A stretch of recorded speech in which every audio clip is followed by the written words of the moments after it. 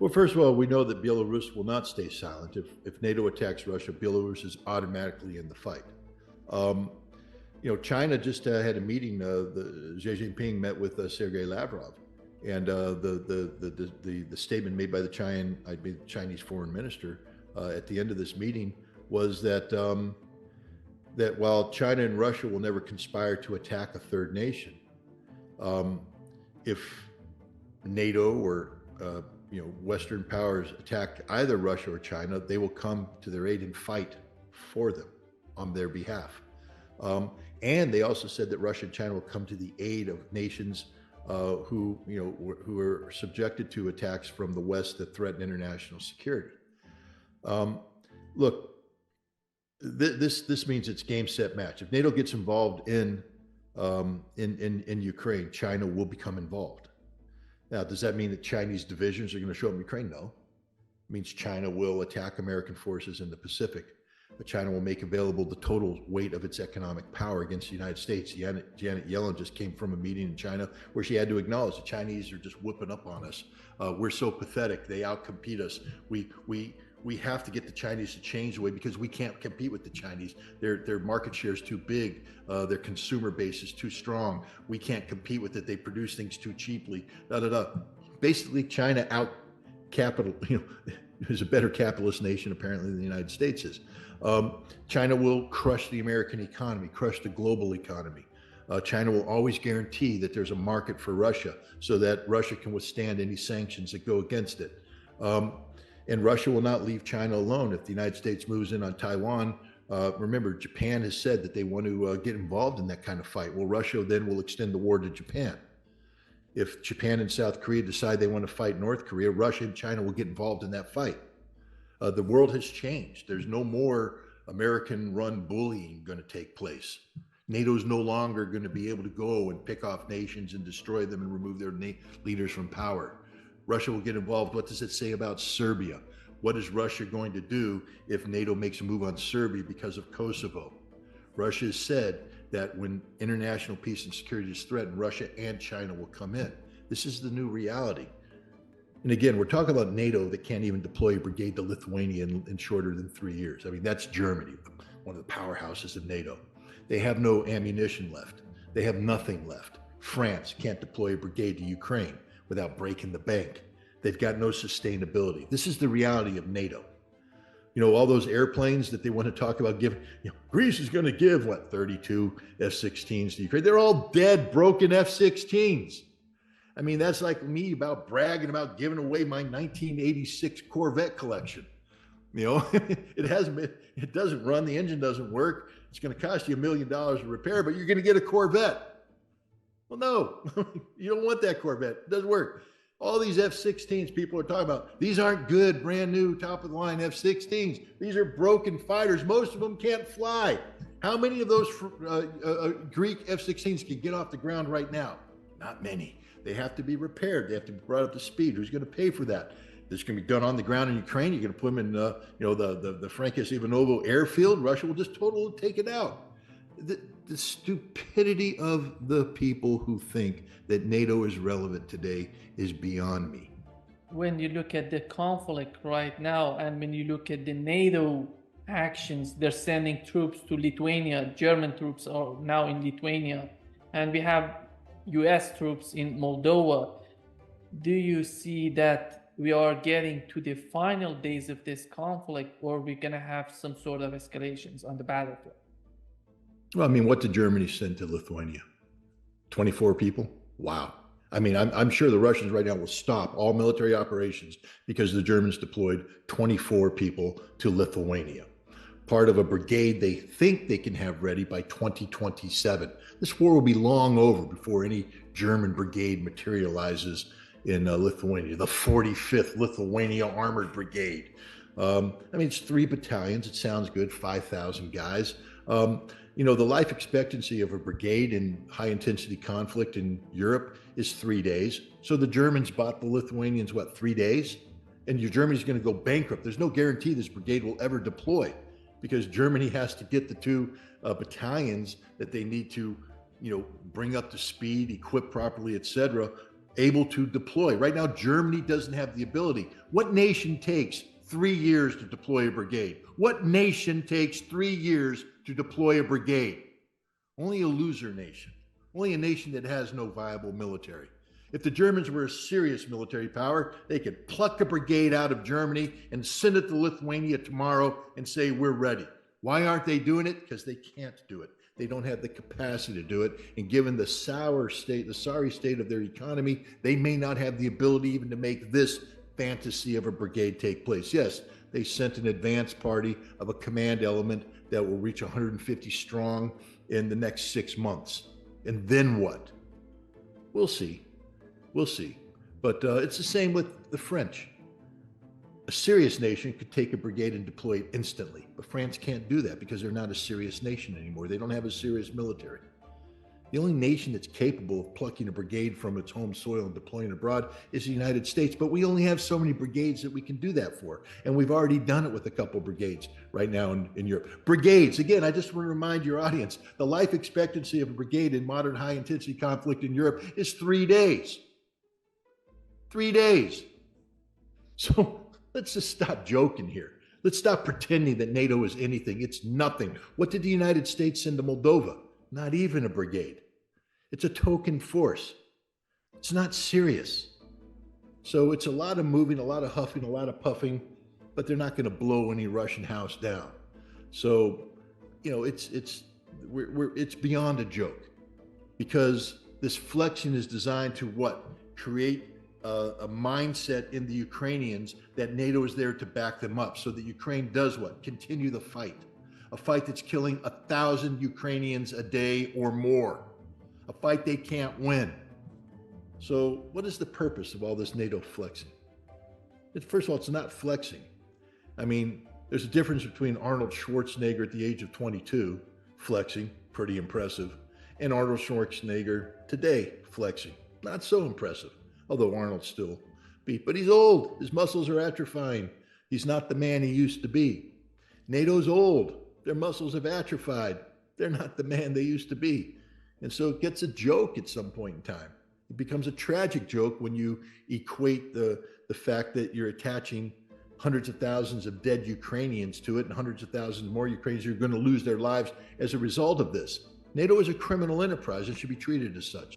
One of the key elements of this conflict that led Russia to win is the artillery shell. They were using 150 millimeter during this conflict. And we know that when this conflict started, Ukrainians were using the same caliber. And during this conflict, they sent them 155, 152, if I'm not mistaken. And it seems that it was a mess during this conflict in Ukraine. How do you see this case of Ukrainian army? Look, when the war started, Ukraine had Soviet-era artillery, 152 millimeter, 122 millimeter, primarily. Same as the Russians, same caliber. And Ukraine had extensive stockpiles of it, but modern war is artillery intensive. I will just correct you on the thing. I mean, the thing that made Russia win is the Russian soldier, not Russian artillery, the Russian soldier.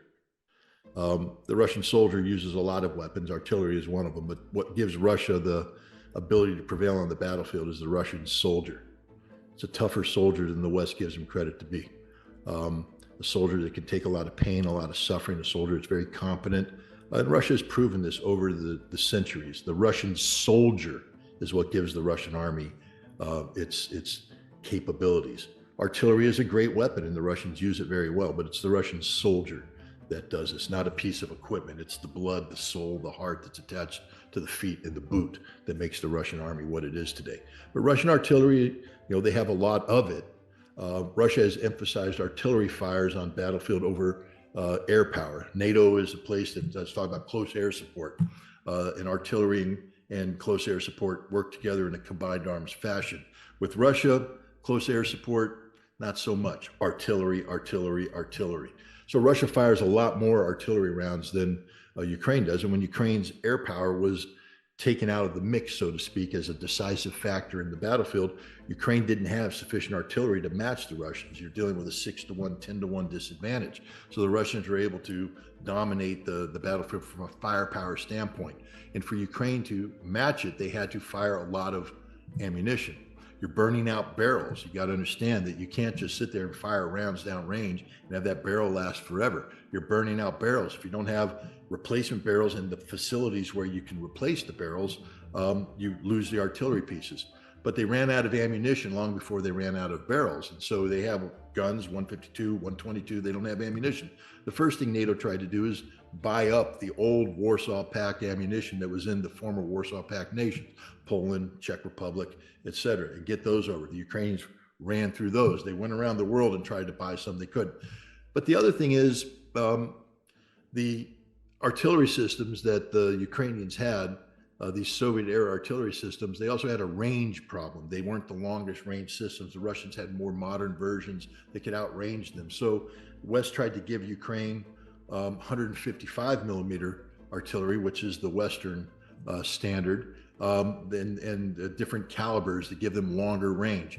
And so they provided these systems to them. But one of the problems is that they don't give them the quantities of artillery systems necessary. So the Ukrainians are just burning through the barrels again.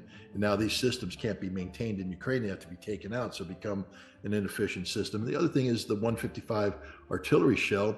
NATO never planned.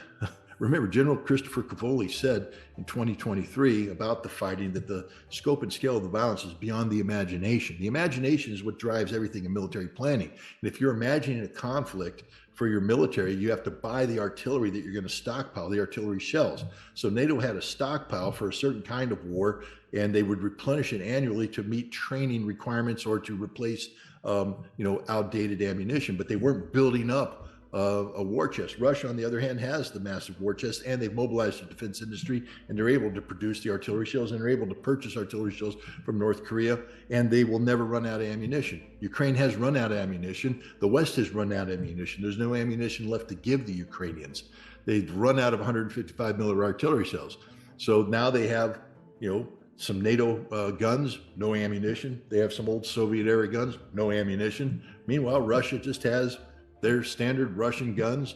They're being upgraded. They've created new systems coming in, great capabilities, but they're never going to run out of ammunition.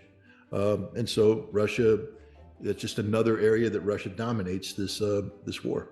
Do you think that NATO is learning from this conflict in Ukraine? Because when they sent these tanks to Ukraine, they thought that it's going to be a game changer. The land that they're fighting on right now is a flat land. It's totally different from hills land, and that makes the difference between the tanks.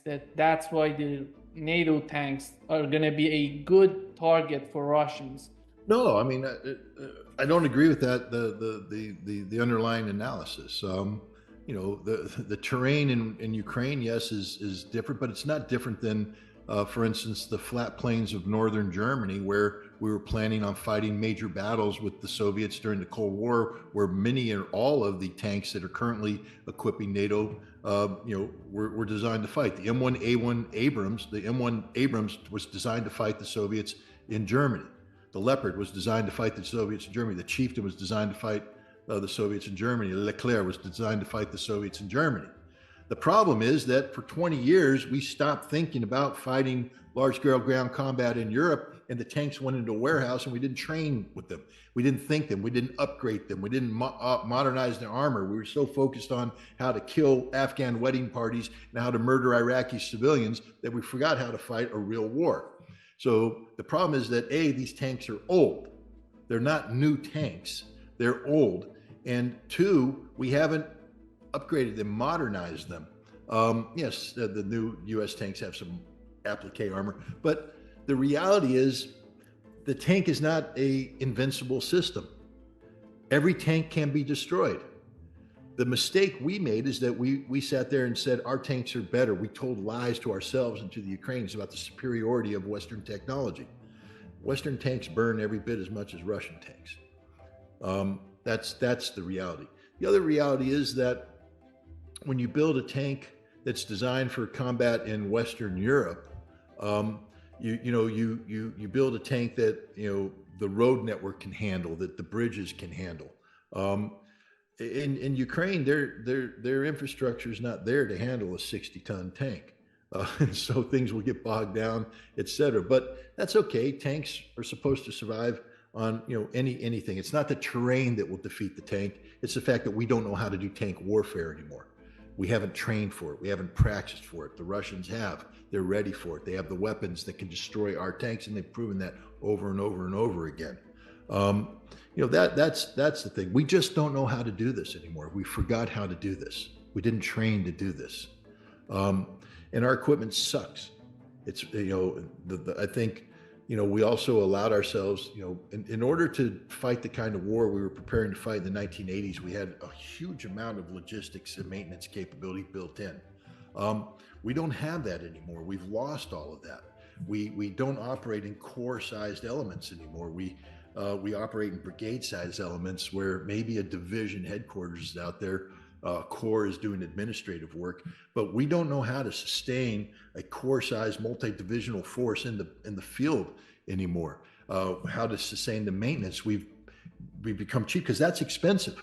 So what we do now is we contract everything to civilians back in the rear, but back in the rear doesn't help you in a war where you're grinding through equipment. You need the rapid ability to repair it and get it back in the battlefield. The Russians have these tremendous depot facilities that when things are destroyed or damaged, they pull them out and they re-equip them and they're back in the battle.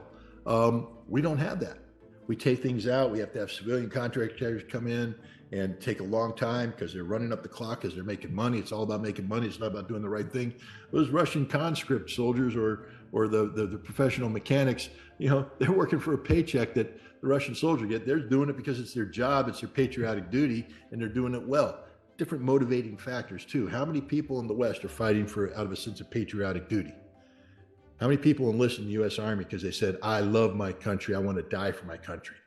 Or did they say, I'm unemployed, I need a job, or I want free college benefits, or I want health care, or I just want to escape a crappy life in the middle of nowhere in America? And now they're there in the Army. They join thinking that worst case, you deploy to the Middle East, et cetera. Now they're being told, no, you're going to deploy against the Russians. They're going to kill y'all. Because they know the truth. Trust me, the American soldier in that unit knows the reality of what's going on. He sees what it takes to get that tank unit in the field. He sees the incompetence of their leadership as they try to figure out what's going on. He understands that if they go up against the Russia, it's game, set, match, Russia. So, I don't think we, should try and find an excuse for the incompetence of the West when it comes to armored warfare. It's not about the terrain in Europe. It's about the incompetence of the West. It seems that the United States has started selling arms to Kiev for money. Where does this money come from, in your opinion, if they didn't receive it from the West, from the United States?